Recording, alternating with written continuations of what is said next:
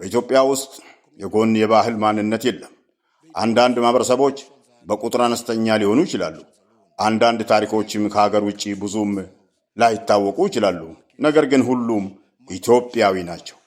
ወደ ደቡብ ምዕራብ ወደ ከፋ፣ ሸካ፣ ቤንች፣ ዳውሮ፣ ማንና ሌሎች አጎራባች ህዝቦች እንጓዛለን።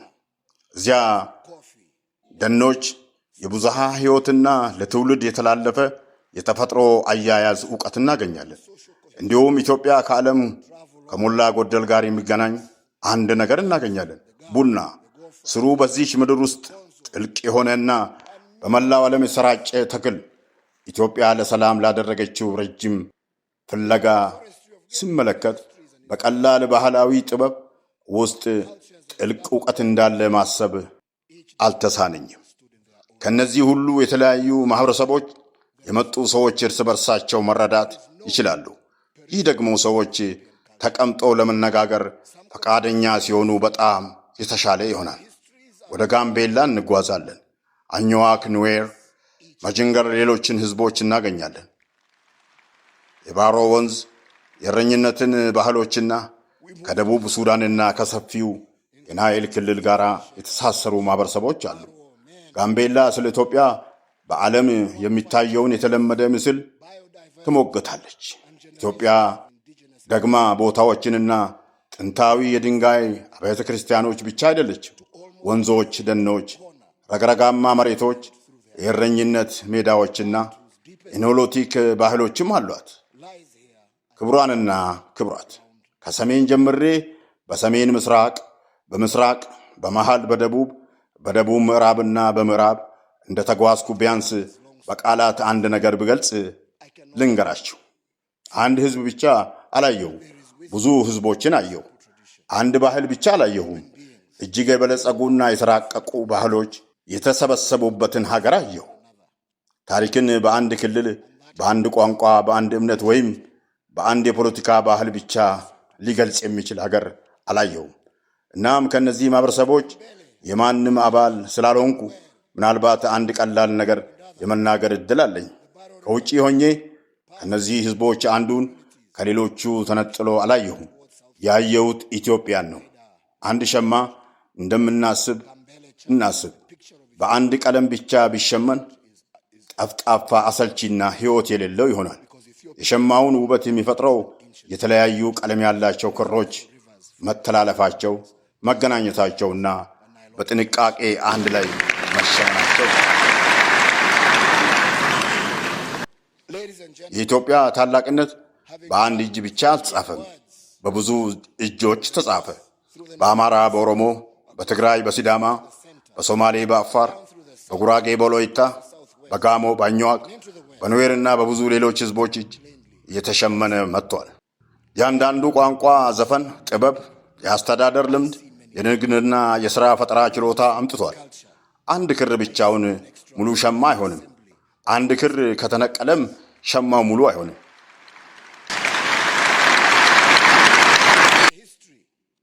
ስለዚህ ወንድሞቼና እህቶቼ ልዩነታችሁ እንደ ፖለቲካዊ ችግር ብቻ መታየት የለበትም። ይህ ድንቅ ብሔራዊ ሀብት ነው። ጥያቄው ኢትዮጵያ የማን ናት የሚል መሆን የለበትም። ማንም የውጪ ሰው ይህን ጥያቄ ለመመለስ መብት አለኝ ሲል አይገባም። የበለጠ ኃይለኛው ጥያቄ ይህ ነው። እያንዳንዱ የኢትዮጵያ ህዝብ ለጋራው ስልጣኔ ምን አበረከተ? ይህንን ጥያቄ በዚህ መልኩ ስንጠይቅ ካርታው የተለየ መልክ ይዛል። የአስተዳደር ድንበሮች ሊኖሩ ይችላሉ፣ ነገር ግን መንገዶች እነዚያን ድንበሮች ያቋርጣሉ። ወንዞች ያቋርጧቸዋል፣ ንግድ ያቋርጣቸዋል፣ ቋንቋዎች ያቋርጧቸዋል፣ እምነቶች ያቋርጧቸዋል፣ ከቤተሰቦች ያቋርጧቸዋል፣ ታሪክም ያቋርጣል። ስለዚህ የዚህች ውብ ሀገር ካርታ የኢትዮጵያ ክልሎች የት እንዳሉ ያሳየናል። ነገር ግን ኢትዮጵያ ምን እንደሆነች የሚያሳዩን እናንተ ህዝቦቿ ናችሁ። ሰሜን ደቡብን ያስፈልገዋል፣ ምስራቅ ምዕራብን ያስፈልገዋል፣ ደጋማው ዝቅተኛውን መሬት ያስፈልገዋል፣ ከተማ ገጠርን ያስፈልገዋል። ኢትዮጵያ ሁሉንም ህዝቦቿን ትፈልጋለች። ከአህጉራችን ውጭ ያሉ አንዳንድ ሰዎች የአፍሪካን ብዝሃነት እንደ ድክመት ይመለከቱታል። ዛሬ ግን እናንተ ኢትዮጵያውያን ይህንን ግምት እየቀየራችሁት ነው።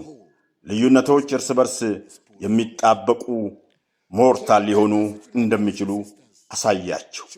አባቶቻችን እንደሚሉት የሸረሪት ድር ሲተባበር አንበሳን ማሰር ይችላል። ወንድሞቼና እህቶች አሁን ስለ አንድ ከባድ ጉዳይ እንድናገር ፍቀዱልኝ። እናም ወዳጅ ሆኖ እንደሚናገር በርህራሄ እናገራለሁ። በዚህ ምድር ላይ አንድም ቤት በቁጣ ድምፅ ያልተስማማበት የለም። በዚህ ዓለም ላይ በራሱ ጠረጴዛ ዙሪያ ከባድ ቃል ያልተናገረበት ቤተሰብ የለም። በሚዋደዱ ሰዎች መካከል የዝምታ ወቅት ያላመጣ ቤተሰብ የለም። ነገር ግን ቤተሰብን በቤተሰብ የሚያደርገው ፈጽሞ አለመጣላቱ አይደለም። ቤተሰብን ቤተሰብ የሚያደርገው ከጭቅጭቁ በኋላ አንድ ቤት ብቻ እንዳለው ማስታወሱ ነው። ይህ ቤትም እንዲህ ያለ ወቅት አሳልፏል። ዋጋውን በቀላሉ ሊነገር አይችልም።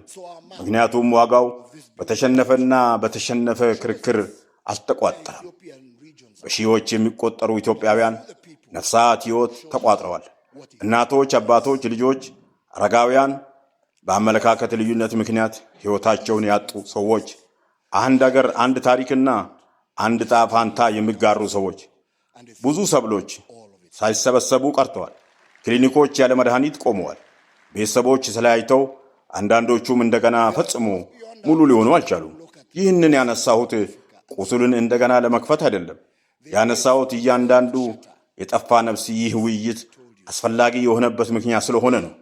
እነሱ በዚህች አዳራሽ ያደረጋችሁት ሁሉ ትክክለኛ ምክንያት ነው። በዚህ ዓለም ውስጥ የትኛውም የፖለቲካ አለመግባባት አንድ የግጭት ወቅት ከሚያስከፍለው ዋጋ የሚበልጥ አይደለም። እዚህ አዳራሽ ያለ አንዳንዱ ኢትዮጵያዊ ይህንን እንደሚያውቅ እርግጠኛ ነኝ። ይህም ወንድም የሚባልበት ጊዜ ነው። የጎረቤትህ ቤት በእሳት ሲቃጠል በአጥሬ ላይ ቆመህ እሳቱን ብቻ አትመለከትም፣ ወደ እሳቱ ትሮጣለህ። ያ ወቅት በኢትዮጵያ ላይ በመጣ ጊዜ አፍሪካ ፊቷን አላዞረችም። ወንድሞቻችን ከእናንተ ወንድሞች ጋር ተቀምጠው ወደፊት የሚወስድ መንገድ ለመፈለግ ሞከሩ። ዛሬም ቢሆን ለእናንተ ለመወሰን አልመጣንም። ውሎችን ለመጫን አልመጣንም። ኢትዮጵያውያን ራሳቸው ወደፊት ሲራመዱ በከፈቱት የሰላም በር ገብተን ከእናንተ ጋር ሰላማችሁን ለማጣጣም እንጂ። በቤተሰብ የሚደረገው ይህንን ነው። እኛ ምንም ለመወሰን አልመጣንም። እናንተ እስክትወስኑ ድረስ ከእናንተ ጋር ለመቀመጥ መጣን። አንድነትም ከትውልድ ብቻ የሚወረስ አይደለም። በእያንዳንዱ ትውልድ እንደገና መመረጥና በሙሉ ኃይል መጠበቅ ያለበት ነው። ስለዚህ ክቡራትና ክቡራን፣ የአፍሪካ ችግሮች በአፍሪካውያን መፍትሄ ስንል ይህ ራስን ከዓለም ማግለል አይደለም፣ የጎለመሰ ሉዓላዊነት ነው። ሽማግሌዎቻችን ሽምግልናን ጥበብ ያውቃሉ። የሕግ ምሁራን አሉ። አስተዳደርን ያውቃሉ። ይቅር ማለትም መንፈሳዊ ጥልቀት አለን። የልማታችን ንድፍ ከውጪ በሻንጣ ተጭኖ ሊመጣ እንደማይችል ግልጽ ነው። እሱ የጻፈው እዚህ ነው፣ በዋና ከተሞቻችን፣ በፓርላማዎቻችን፣ በመንደሮቻችንና በሕዝቦቻችን ልብ ውስጥ። በአዲስ አበባ የሚከሰተው በአዲስ አበባ ብቻ አይቀርም። ጎረቤቶቻችሁ ድንበር ተሻግረው ኢትዮጵያ እርቅ ስታደርግ ሲያዩ ለራሳቸው ችግር ተስፋ ያገኛሉ። ኢትዮጵያ ሰላምን ስትመርጥ የንግድ መንገዶችን ይከፍታሉ፣ ኢኮኖሚዎች ይረጋጋሉ፣ የጋራ ድንበሮችንም የበለጠ ደህንነታቸው ይጠበቃል። ኢትዮጵያ ውይይት ስትቀጥል መላው አህጉር በራሱ ላይ ያለውን እምነት ያጠናክራል። አፍሪካ ሁል ጊዜ የችግር አህጉር ናት የሚሉ ሰዎችም በዝምታ መልስ ያገኛሉ። ምክንያቱም የአፍሪካ ልብ በችግር ውስጥ ሳለ የበለጸገች አህጉር ልንገነባ አንችልም። ስለዚህ በቀላሉ እንዲህ ይባል፣ እንደ ቤተሰብ ሁሉ ተለያዩ፣ እንደ ሁሉም ቤተሰብ ተከራከሩ፣ ነገር ግን አንዱ ሌላውን በመቻቻል ኑሩ፣ እርስ በርሳችሁ ተዋደዱ። ምክንያቱም ክርክሩ ሁሉ ከተጠናቀቀ በኋላ አሁንም አንድ ቤት ብቻ ይኖራቸዋል፣ ኢትዮጵያ ለሁላችሁ። ስለዚህ ዛሬ እንደ ኬንያዊ ሆኜ እዚህ መገኘቴ ለእኔ ልዩ ቀን ነው። ምክንያቱም የአፍሪካ አባቶች የእኔንም አባት ጨምሮ ያነሳሳችው ኢትዮጵያ ናት። አባቴ በ1931 ዓ.ም በለንደን በተከራየው ክፍል ውስጥ ገና ወጣት ሳለ አንድ ባንዲራ በክፍሉ ግድግዳ ላይ ሰቅሎ ነበር። ያ ባንዲራ የኬንያ ባንዲራ አልነበረም። ምክንያቱም ኬንያ በዚያን ጊዜ ነፃ ሀገር አልነበረችምና የኢትዮጵያ አረንጓዴ፣ ቢጫና ቀይ ባንዲራ ነው። ያ ተማሪ ጆሞ ኬንያታ ነበር። ለሱና ለብዙ በቅኝ ግዛት ስር ለነበሩ ህዝቦች የናንተ ባንዲራ የአፍሪካ ሀገሮች ነፃ ሆነው መቆም እንደሚችሉ ለማረጋገጫ ነበር። ኬንያ ነፃነቷን ስታገኝ ሙዚ ጆሞ ኬንያታ ፕሮቶኮልን ሳይጠብቅ የኢትዮጵያ መሪ የመጀመሪያ እንግዳ እንዲሆኑ አድርጎ ነበር። በናይሮቢ ያሉ ብዙ መንገዶች የናንተን ታላላቅ መሪዎች ስም ያዙ ናቸው። እንዲያውም በ1970 ዓ.ም ንጉሠ ነገሥቱና ሙዚ ጆሞ ኬንያታ የጋራ ድንበሮቻችንን ለመወሰን ስምምነት አደረጉ። አስቡት፣ ይህ ምን ማለት ነው? በተወረሱ ድንበሮች ምክንያት ብዙ ስቃይ በደረሰበት አህጉር ኬንያና ኢትዮጵያ ተቀምጠው ድንበራቸውን በጋራ አስቀመጡ። ከዚያ ጀምሮም እርስ በርሳቸው አንድም ጥይት አልተተኳኮሱ። የመረጡት ሰላማዊውን መንገድ ስለሆነ ስለዚህ ዛሬ ሀገርን ወክዬ እዚህ በኢትዮጵያ መገኘቴ ብቻ ሳይሆን በግሌም ልዩ ቀን ነው። ዛሬ ሙዚ ጆሞ ኬንያታ ከሞተ በትክክል 40 ዓመታት ይሞላሉ። ዛሬ እንደ ጎረቤት አብሮ የመቆምን ባህል በማሳየቴ ክብር ይሰማኛል። ይህንንም የዘውትር ተግባር አድርጌ እቀጥልበታለሁ። ሰላማችሁ አንዳችሁ ለአንዳችሁ የምታደርጉት ውለታ ሳይሆን ሰላማችሁ የራሳችሁ ረፍት መሰረት ነው። ከናንተም አልፎ ለአፍሪካ አህጉር ታላቅ ኩራት ነው። በውይይት ሰላም ማስፈን የሱልጣኖች ተግባር ነውና ስለዚህ በሁለት በረከቶች ንግግሬን እንድዘጋ ፍቀዱልኝ። ምክንያቱም ይህች ሀገር ሁሌም ሁለት ታላላቅ እምነቶችን ተሸክማ ኖራለች። ሰላም የሚያደርጉ ብፁዓን ናቸው የእግዚአብሔር ልጆች ይባላሉና እንዲሁም የሰው ልጅ አንድ የወንድማማችነት ቤተሰብ እንደሆነ ተጽፏል። ስለዚህ ወንድሞቼና እህቶቼ እርስ በርሳችሁ ሰላም እናድርግ። ድልድዮችን የሚገነቡ ብፁዓን ናቸው የነገ ጠባቂዎች እንደሆኑ ይታወሳሉ። አንድ የሆኑም ብፁዓን ናቸው። ተስፋ መቁረጥን ሳይሆን የጋራ ተስፋን ይወርሳሉ።